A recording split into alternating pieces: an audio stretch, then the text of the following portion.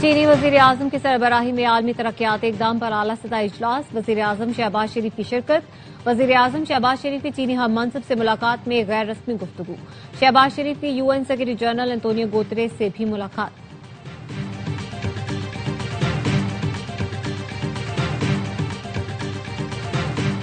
Security forces کا DI Khan کے علاقے درابن میں انٹیلیجنس بیسڈ آپریشن، بھارتی پراکسی فتنہ خوارج کے 13 کارندے جہنم واصل۔ آپریشن کے دوران ہتھیار اور گولہ بارود برآمد، ہلاک خوارج دہشت گردی کی مختلف کارروائیوں میں ملوث تھے۔ اور اقتصادی رابطہ کمیٹی کا استعمال شدہ گاڑیوں کی کمرشل درآمد کی اجازت دینے کا فیصلہ، 5 سال سے کم پرانی گاڑیاں 30 جون 2026 تک درآمد کی جا سکیں گی۔ 5 سال سے کم پرانی گاڑیوں پر 40% ریگولیٹری ڈیوٹی عائد ہوگی۔ سیلاب کے اثرات کو IMF کے جائزے میں شامل کیا جائے، وزیراعظم شہباز شریف کا مطالبہ۔ شہباز شریف کی MD IMF سے ملاقات، وزیراعظم نے IMF کی دیرینہ شراکت کو سراہا، کہا پاکستان کی معیشت تیزی سے بحال ہو رہی ہے۔ کرسٹلینا جارجیوا کا سیلاب متاثرین سے ہمدردی کا اظہار، پاکستان اور IMF کے دوسرے اقتصادی جائزہ مذاکرات کل شروع ہوں گے۔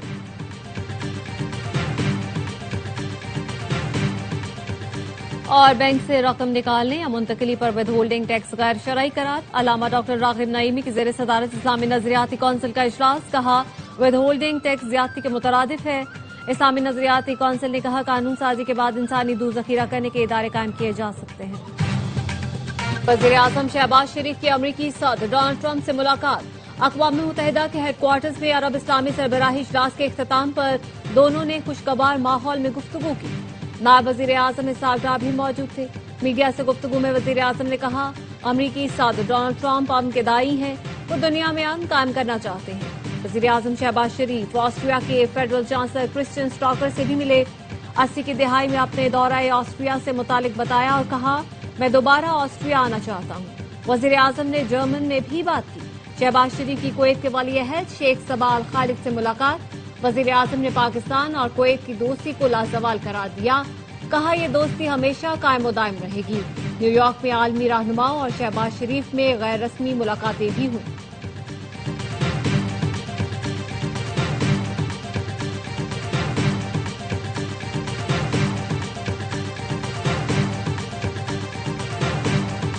امریکی صدر کی نیو یارک میں عرب اور اسلامی ملکوں کے سربراہان سے ملاقات، ڈونلڈ ٹرمپ نے کہا مشرق وسطی کے رہنماؤں کے ساتھ ہماری ملاقات غزہ جنگ کا حل تلاش کرنے کے لیے اہم ہے۔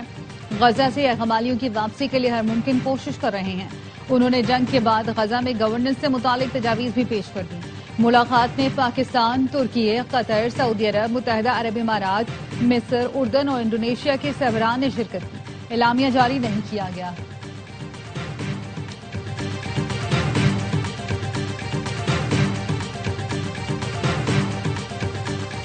افغانستان میں دہشت گرد گروہوں کی موجودگی پر گہری تشویش ہے۔ دہشت گرد گروہ علاقائی امن و سلامتی کے لیے خطرہ ہیں۔ افغان حکام سرحد پار دہشت گردی کے خلاف ٹھوس اقدامات کریں۔ نائب وزیر اعظم اسحاق ڈار کا افغانستان سے متعلق OIC کے رابطہ گروپ اجلاس سے خطاب، کہا افغانستان میں امن و استحکام کے لیے پاکستان پرعزم ہے۔ افغانستان تنہائی کا شکار نہیں رہ سکتا۔ OIC ارکان غیر مشروط انسانی امداد فراہم کریں۔ ماہرین کا ورکنگ گروپ تشکیل دیں۔ رابطہ گروپ نے مقبوضہ کشمیر کی سیاسی اور سیکورٹی صورتحال کا جائزہ لیا۔ پاکستان اور آزاد کشمیر میں بھارتی حملوں پر گہری تشویش کا اظہار۔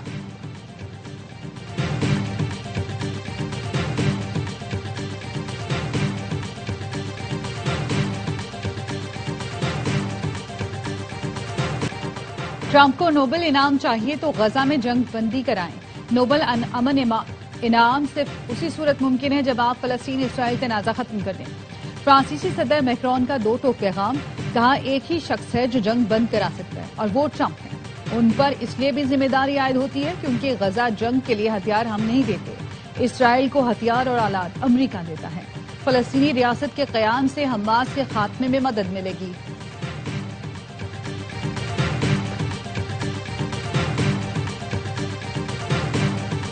اسرائیلی فورسز نے گلوبل سمود فلوٹیلا پر حملے شروع کر دیے۔ عرب نیوز نے بتایا 10 کشتیوں پر 13 ڈرون حملے ہوئے، 3 کشتیوں کو نقصان پہنچا، کوئی جانی نقصان نہیں ہوا۔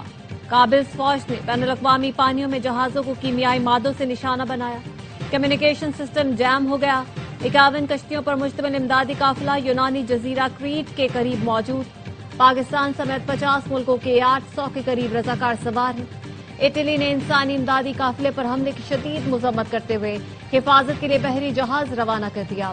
غزہ میں عالمی دباؤ کے باوجود اسرائیلی فورسز کی جارحیت میں تیزی. وحشیانہ حملوں میں 60 فلسطینی شہید. 8 افراد امدادی مراکز پر گولیاں مار کر شہید کر دیے گئے.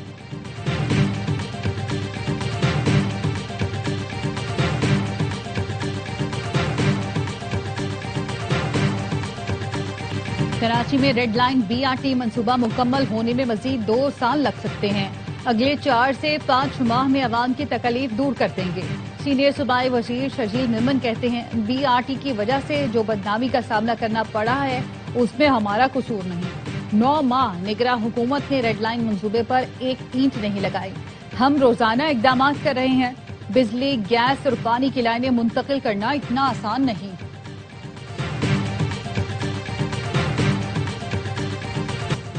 پنجاب میں اس وقت جرائم کی شرح 0 ہے. وزیر اعلیٰ مریم نواز کا دعویٰ. لاہور میں پیرا فورسی پاسنگ آؤٹ پریڈ سے خطاب میں کہا پنجاب نے گورننس کا نیا نظام پیش کیا. جن ضلعوں میں ہر دن 100 وارداتیں ہوتی تھی آج وہاں جرائم کی شرح 2 یا 3 پر آ گئی ہے. پنجاب میں آج جس طرح امن و امان قائم کیا اس کی مثال نہیں ملتی.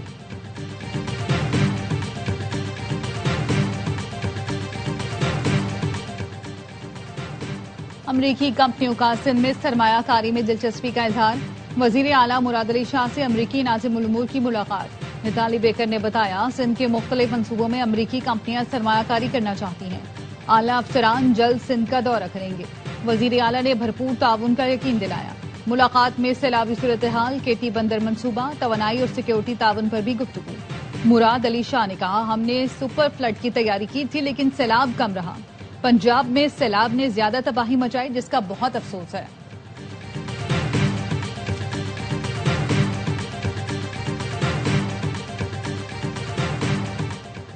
خیبر پختونخوا کو امن و امان کے مسائل کا سامنا ہے. جب تک افغانستان میں حالات ٹھیک نہیں ہوں گے خطے میں پائیدار امن کا قیام ممکن نہیں. مسئلے کے مستقل حل کے لیے مذاکرات اور جرگوں کا راستہ اپنانے کی ضرورت ہے. وزیر اعلیٰ علی امین گنڈاپور کی برطانوی ہائی کمشنر سے ملاقات میں گفتگو. کہا خیبر پختونخوا نے کئی اشروں تک افغان بہن بھائیوں کی مہمان نوازی کی. افغان مہاجرین کی باعزت انداز میں واپسی چاہتے ہیں. صوبائی حکومت واپس جانے والوں کو سہولیات فراہم کر رہی ہے.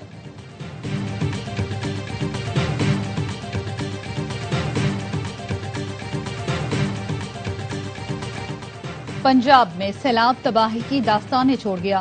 پنڈی بھٹیا میں نواحی علاقے کے مکین امداد کے منتظر. لیاقت پور کے آصف کا گھر بھی سیلاب میں بہہ گیا. کھلے آسمان تلے زندگی گزارنے پر مجبور. کبیر والا کے علاقے عبدالحکیم میں لوگوں کی واپسی. ٹوٹے ہوئے گھر دیکھ کر افسردہ.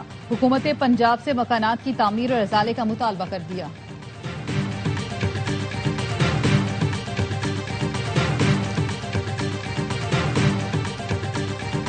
ملتان میں حالیہ سیلاب سے آم کے باغات کو بڑے پیمانے پر نقصان. چھوٹے درخت گر گئے. پانی میں ڈوبے بڑے درختوں کے تنے گلنے لگے. کسانوں نے اگلے سال پیداوار میں کمی کا خدشہ ظاہر کر دیا. کہتے ہیں حکومت خراب درختوں کی بحالی کے لیے مفت زرعی دوائیں فراہم اور محکمہ زراعت کو تعاون کی ہدایت کرے. ریلیف پیکج دینے کا بھی مطالبہ.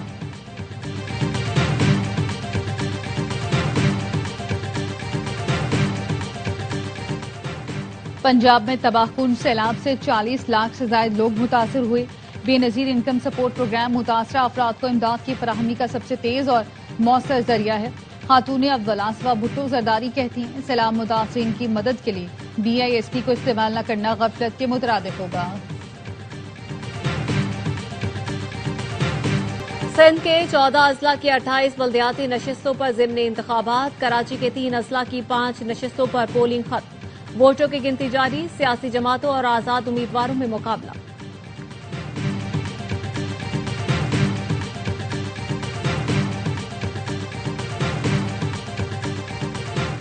سوشل میڈیا پر جوئے اور غیر قانونی ایپس کو فروغ دینے کی تحقیقات. یوٹیوبر رجب بٹ، انس اور ہریرہ کے خلاف مقدمات درج.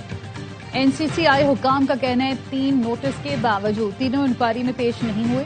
ملزمان کو پاکستان لانے کے اقدامات شروع کر دیے. कराची बच्चियों से ज्यादती का केस 4 मुतासरा बच्चियों ने मुलजिम शबीर तनोली को सजाए मौत देने का मुतालबा कर दिया। बताया शरबत फरोश शबीर पैसों का लालच देकर कमरे में ले जाता, ज्यादती करता, वीडियो भी बनाता था। धमकी भी दी कि अगर किसी को बताया तो वीडियो अपलोड कर दूंगा। अदालत ने जेर दफा 164 के तहत बयानात रिकॉर्ड कर लिए। कयूमाबाद का रिहायशी शबीर मैजिस्ट्रेट के रूबरू जुर्म का एतराफ कर चुका है।